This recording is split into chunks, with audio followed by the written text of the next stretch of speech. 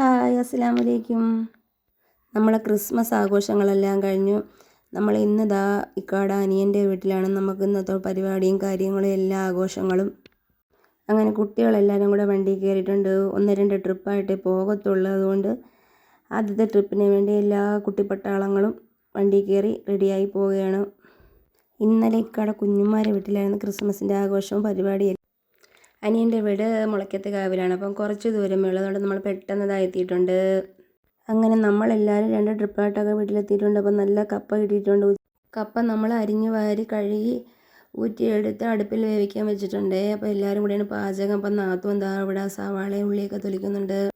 നാത്തൂന് നമ്മൾ സവാള തന്നെ തൊലിക്കാൻ കൊടുത്തു. അപ്പോഴേക്കൊരു പൂച്ച വന്ന് നോക്കുന്നുണ്ട്. പയറൊക്കെ റെഡിയാക്കി നമ്മൾ പരിപ്പുണ്ടാക്കാനായിട്ട് കടുക് വറുക്കാൻ വെച്ചിട്ടുണ്ട്. നമ്മളെ മെയിൻ കുക്കെന്ന് പറഞ്ഞാൽ തസ്നി നാത്തൂനാണ്. അങ്ങനെ നമ്മൾ പരിപ്പൊക്കെ ഇവിടെ റെഡിയായി വെച്ചിട്ടുണ്ട്. അടുത്തത് നമ്മളിനി തോരനാണ്, ക്യാബേജ് തോരൻ ഉണ്ടാക്കുക. അതും ചട്ടി അടുപ്പത്ത് വെച്ച് കടുകൊക്കെ പൊട്ടിച്ചു. അതും തസ്നി നാത്തൂനാണ് ഉണ്ടാക്കുന്നത്. മെയിൻ കുക്കാണ് ആൾ. തസ്നി നാത്തൂനുണ്ടെങ്കിൽ നമുക്ക് എല്ലാവർക്കും, അനിയത്തിമാർക്കും ചട്ടത്തിമാർക്കും നാത്തുമാർക്കും എല്ലാവർക്കും ഒരു സന്തോഷമാണ്. കൈകൾ പലതും ഉണ്ടെങ്കിലും അവളാണ് മെയിൻ കുക്ക്. അപ്പം നല്ല രീതിക്ക് ഒരു തോരനൊക്കെ റെഡിയാക്കി. അപ്പോഴേക്കും നമ്മൾ അടുപ്പിൽ വെച്ചിരുന്ന കപ്പ നല്ല രീതിക്ക് വെന്ത് വന്നിട്ടുണ്ട്. നമ്മൾ അതിലൊക്കെ ഊറ്റിയെടുത്ത് നല്ല രീതിക്ക് കപ്പ മഞ്ഞപ്പൊടിയും അരപ്പൊക്കെ ഇട്ട് ഉടച്ചെടുത്തിട്ടുണ്ട്. അടുത്തത് നമ്മൾ ഉണ്ടാക്കുന്നത് ബീട്രൂട്ട് കിച്ചടിയാണ് കേട്ടോ. അതിന് വേണ്ടി എല്ലാ ബീട്രൂട്ടും അരിഞ്ഞ് അടുപ്പത്ത് വെച്ച് വേവിക്കാൻ വെച്ചിട്ടുണ്ട്. നല്ല രീതിക്ക് തിളച്ച് വന്നപ്പോൾ നമ്മൾ അരപ്പൊക്കെ ഇട്ട് തൈരൊക്കെ ഒഴിച്ച് കടുവൊക്കെ വറുത്തിങ്ങ് എടുത്തിട്ടുണ്ട്.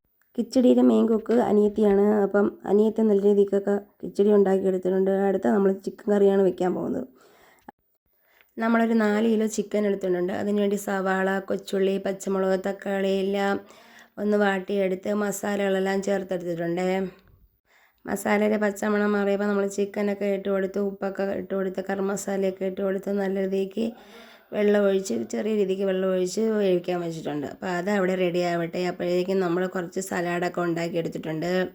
അപ്പോഴേക്കും ഹൈറു ബേബിയുടെ ഒരു ഡാൻസൊക്കെ നമ്മൾ കണ്ട് എൻജോയ്മെൻറ്റ് ചെയ്തു. ഡാൻസൊക്കെ കണ്ടിരുന്നപ്പോഴേക്കും പായസത്തിൻ്റെ സാധനങ്ങളും എത്തി. അടപ്രഥമനും കൂടെ ഉണ്ടാക്കുക. അതില്ലാതെ എന്താ ആഘോഷം. അങ്ങനെ എല്ലാം പറക്കിയെടുത്തിട്ടുണ്ട്. അടപ്രഥമൻ്റെ ശർക്കരയും അണ്ടിപ്പരിപ്പും മുന്തിരിങ്ങയും എല്ലാം അതങ്ങോട്ട് തുറന്ന് വെക്കേണ്ട താമസം. അണ്ടിപ്പരിപ്പിൻ്റെയും മുന്തിരിങ്ങയുടെയും പൊതി അഴിച്ചു വെച്ചപ്പോഴേക്കും അവിടെ നിന്നും കൈകൾ വന്ന് അതൊരു പകുതി പരുവമായിട്ടുണ്ട്. അപ്പോഴേക്കും നമ്മൾ അട എല്ലാം പൊട്ടിച്ചെടുത്തിട്ടുണ്ട്. 4 പാക്കറ്റ് അട ഉണ്ടായിരുന്നു. അപ്പോൾ താഴത്തെ മാമിയ നമുക്ക് കുറച്ച് കപ്പയ്ക്ക് കൊണ്ട് തന്നു ഒരു എൻജോയ്മെൻറ്റിനൊക്കെ. അപ്പോഴേക്കും പായസത്തിന് വേണ്ടിയുള്ള ചവ്വരിയും ശർക്കരയും അടയൊക്കെ നമ്മൾ കുറച്ച് വേവിച്ചെടുത്തിട്ടുണ്ട്. കുറച്ച് നെയ്യ് ഒഴിച്ച് അടയെല്ലാം അതിൽ വഴറ്റിയെടുത്തതിന് ശേഷമാണ് നമ്മൾ ശർക്കരപ്പാനി ചേർക്കുന്നത്. അടയിൽ നമ്മൾ കുറച്ച് ശർക്കരപ്പാനിയും ചവ്വരിയൊക്കെ ഇട്ട് നമ്മൾ അടുപ്പത്തോട്ട് വെച്ച് നല്ല രീതിക്ക് കുറുക്കിയെടുത്തിട്ടുണ്ട്. ഇനി നമുക്ക് കുറച്ച് അണ്ടിപ്പരിപ്പും മുന്തിരിങ്ങയൊക്കെ വറുത്ത് കോരി നമ്മൾ പായസത്തിലോട്ട് ഇട്ട് കൊടുക്കാവേ. അങ്ങനെ നമ്മൾ പായസം ഇവിടെ റെഡിയായി വന്നിട്ടുണ്ട്. നല്ല രീതിക്ക് കുറി നല്ല സെറ്റായിട്ട് വന്നിട്ടുണ്ട്. അപ്പോഴേക്കും നമ്മൾ കുട്ടിപ്പട്ടാളെല്ലാം TV ഒക്കെ കാണാൻ പോയി വിശന്നിരിക്കും. അവസാനം പപ്പടം കൂടി വറുത്തെടുത്തപ്പോൾ നമ്മളെ പാചകം സെറ്റായി. അപ്പോഴേക്കും ഹെൻസ ബേബി പപ്പടമായിട്ട് ക്യാമറയ്ക്ക് മുന്നിലൊക്കെ എത്തി. അങ്ങനെ അവസാനം പ്രാർത്ഥനയൊക്കെ കഴിഞ്ഞു. നമ്മൾ ഭക്ഷണമൊക്കെ എല്ലാം വിളമ്പി എടുത്തിട്ടുണ്ട് കേട്ടോ. നമ്മളെല്ലാം റെഡിയാക്കി നല്ല സന്തോഷമായിട്ട് ഫുഡൊക്കെ കഴിക്കാൻ ഇരുന്നിട്ടുണ്ട്. അൽഹംദുലില്ലാ, നമ്മൾ പ്രതീക്ഷിച്ചതിലും നല്ല രീതിക്ക് എല്ലാം റാഹത്തായിട്ട് നടന്നു. നമ്മളെ ഹെൻസ ബേബിക്കും വിശക്കണം എന്നൊക്കെ പറഞ്ഞ് അങ്ങനെ അവർക്കൊരു വാഴയിലിട്ട് ചോറൊക്കെ കൊടുത്തു. ഹാപ്പി ആയിട്ടായി.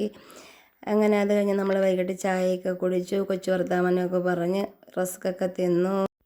അങ്ങനെ നമ്മളെ നാത്തുമാരും അനിയത്തിമാരും പെങ്ങന്മാരും എല്ലാവരും കൂടെ ചേർന്ന് കുറച്ച് കൊതിയും നുണയും എല്ലാം പറഞ്ഞ് ഹാപ്പി ആയിട്ട് അവിടെ ഫോണൊക്കെ കുത്തി അങ്ങനെയൊക്കെ ഇരിപ്പുണ്ട്. ചായകൾ ഇവിടെ ഇങ്ങനെ ഇരിപ്പുണ്ട്. എല്ലാവരും സന്തോഷമായിട്ട് അടിച്ച് പൊളിച്ച് ആഘോഷിച്ചു. ഓക്കേ.